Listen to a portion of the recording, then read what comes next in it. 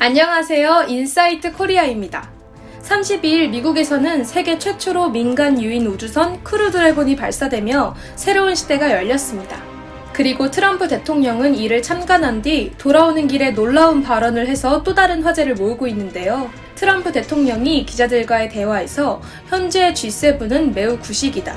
G7이 현재 세계에서 일어나는 일을 적절히 대변한다고 느끼지 않는다고 말하면서 한국을 비롯한 핵심 동맹국을 G7 정상회담에 초대하고 싶다고 공개적으로 발언한 것입니다. 특히 한국은 최근 방역 모범국으로 꼽히며 국제적인 위상이 올라간 데다가 반도체 강국으로서 미국과 중국의 화웨이 전쟁 속에서 핵심적인 위치에 있기 때문으로 보이는데요.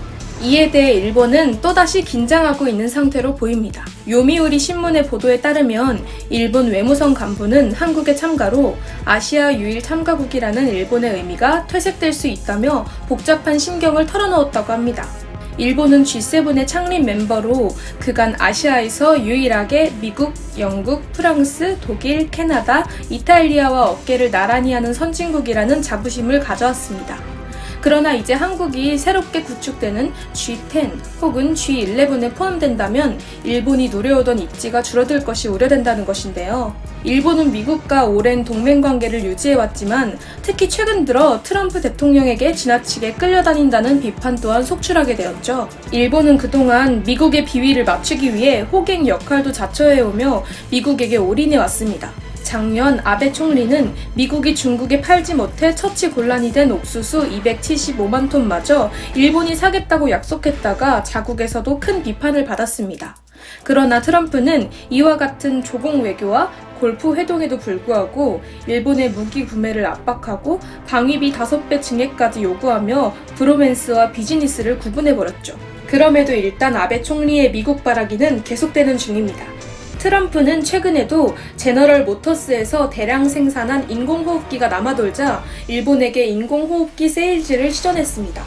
그리고 결과는 똑같았는데요. 일본 정부 측은 처음에는 일본도 공급이 충분하다며 거절했으나 총리 관저에서 재검토를 하더니 필요하지도 않은 인공호흡기를 굳이 1000대나 구입하겠다고 결정을 번복한 것입니다. 이번 G7 정상회의의 경우에도 트럼프 대통령은 미국이 코로나에 완전히 회복했다는 것을 과시하기 위해 6월에 미국에서 오프라인 회의를 진행하자고 제안했는데요. 재밌는 것은 미국으로 오라는 말에 아베 총리만 한달음에 달려가겠다고 밝혔습니다. 하지만 나머지 국가들은 심드렁한 데다가 독일은 고맙지만으로 시작해서 미국의 감염 추이를 언급하며 대놓고 거절한 바 있습니다. 아베 총리는 기존의 러시아 모스크바에서 열릴 예정이었던 열병식에도 G7 정상회의에 참석해야 한다며 못 간다고 거절하고 미국에 다녀온 후 2주간 자가격리도 하겠다고 한 상태였는데 결국 트럼프 대통령은 한국을 초대하며 9월에 회의하자고 미룬 것입니다. 게다가 기존 국가들의 조합은 시대에 뒤떨어진 구식이라는 언급까지 공개적으로 해버리니 열렬하게 구애하던 아베 총리의 모습은 더 큰 비웃음을 사고 말았는데요. 이번 트럼프의 움직임에 대해 외교가에서는 일제히 중국 견제 목적이라고 평가하고 있습니다. 이번에 트럼프가 G7 정상회의를 9월로 연기하면서 확대 회의에 초대한 국가들로는 한국 외에 호주, 인도, 러시아가 있습니다. 호주의 경우 바이러스 발원지에 대해 조사 요청을 하다가 중국으로부터 경제 보복을 당해 중국에 대한 반감이 극에 달해 있는 국가입니다. 인도 역시 중국과 국경 문제를 두고 군사 대치 상황을 이어가며 갈등을 빚어왔습니다. 러시아는 중국의 우방국이지만 과거 G8에 포함되기도 했던 만큼 전통적인 미국의 동맹국이라는 명분하에 러시아까지 포섭하여 중국 고립을 강화하려는 트럼프 대통령의 의도로 보입니다. 하지만 이에 대한 회원국들의 동의도 미지수이기에 트럼프 대통령 또한 G7 확대에 대해 G11 혹은 G10으로 표현하며 여지를 남긴 상태입니다. 그러나 중국 견제 목적 외에 점차 불편해지는 미국과 유럽의 관계 속에서 트럼프 대통령이 새로운 판을 짜려는 의도로 보는 의견도 나오고 있습니다. 그러나 미국의 목적과는 별도로 일본은 한국과 관계 개선에 힘쓸 생각이 없는 만큼 이처럼 한국의 영향력이 높아지는 것에 긴장할 수밖에 없는데요. 올리 미국을 외쳐온 일본은 미국에게 상극기 당할 것에 대한 두려움 외에도 많은 이유로 힘든 상황을 겪고 있기 때문입니다. 최근 일본 직판장과 온라인몰에서 방사능 오염 산나물이 판매되어 온 것이 발각되었습니다. 도쿄신문에 따르면 일본 도쿄 의과대와 후쿠시마시 비영리법인에서 시중에 판매되고 있는 산나물을 분석한 결과 35건 중 무려 15건에서 방사성 물질 세슘이 검출되었다고 합니다. 점차 일본산 식품에 대한 규제가 완화되고 있다고는 해도 아직까지 20개국은 방사능에 대한 우려로 일본산 식품 수입을 일부 금지하고 있습니다.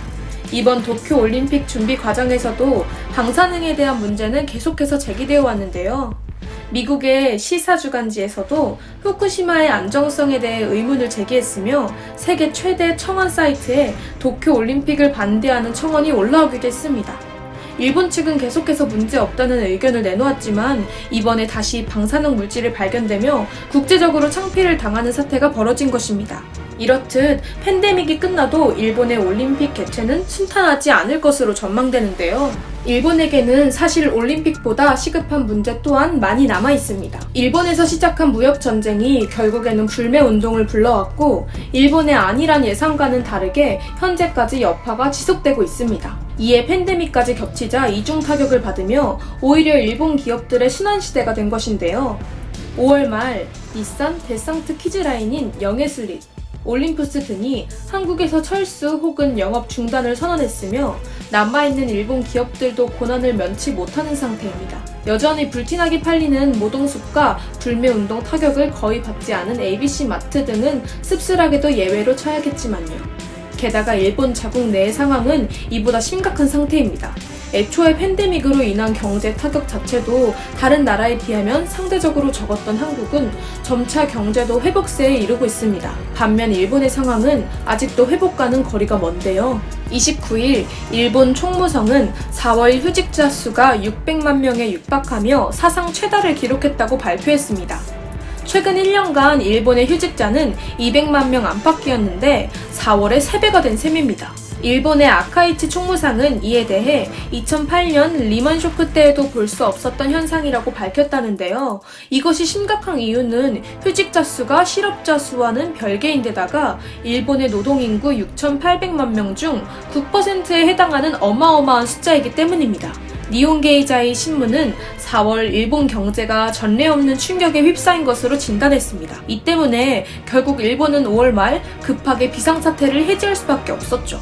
그러나 급한 불을 끄기 위해 제대로 된 대비 없이 재개에 나선 탓일까요? 집단 감염이 발생하면 추적 등을 통해 일주일 만에 안정세로 접어드는 한국에 대해 너무 일찍 코로나 조치를 완화했다던 일본은 현재 학교와 병원 등에서 감염 경로 불명의 집단 감염이 계속되며 이미 지역사회에 다차 감염이 만연한 것 아니냐는 가능성이 제시되고 있습니다. 많은 전문가들이 섣부른 경제 재개는 오히려 더 큰 암흑기를 불러올 수 있다고 주장했던 만큼 비상사태 해제만으로 앞으로 일본의 경제 회복을 희망적으로 보기는 힘든 상태입니다. 그럼에도 일본은 아직까지 한국의 요청에 대해 계속해서 거부 의사를 밝히고 있습니다. 5월 31일 결국 일본 정부는 NHK를 통해 한국 정부가 요청한 수출 제한 조치 철회를 당분간 거부한다고 밝혔습니다. 보다 면밀한 검토가 필요하다는 이유를 댔지만 당분간에 대한 명확한 기한조차 명시되지 않은 상태입니다. 또한 일본 정부는 태국, 베트남, 호주, 뉴질랜드 이 4개국에 대하여 기업인부터 우선적으로 입국 제한을 완화하기 위해 구체적인 검토에 들어갔는데 한국은 또다시 배제된 바 있습니다. 이 시국으로 한일 양국의 골은 더 깊어지고 있습니다. 그러나 동시에 세계 각국의 관계 또한 이 시국을 기점으로 빠르게 변화를 겪고 있는 만큼 앞으로 한국의 선택 하나하나가 더욱 중요해질 것으로 보입니다. 지금까지 인사이트 코리아였습니다. 감사합니다.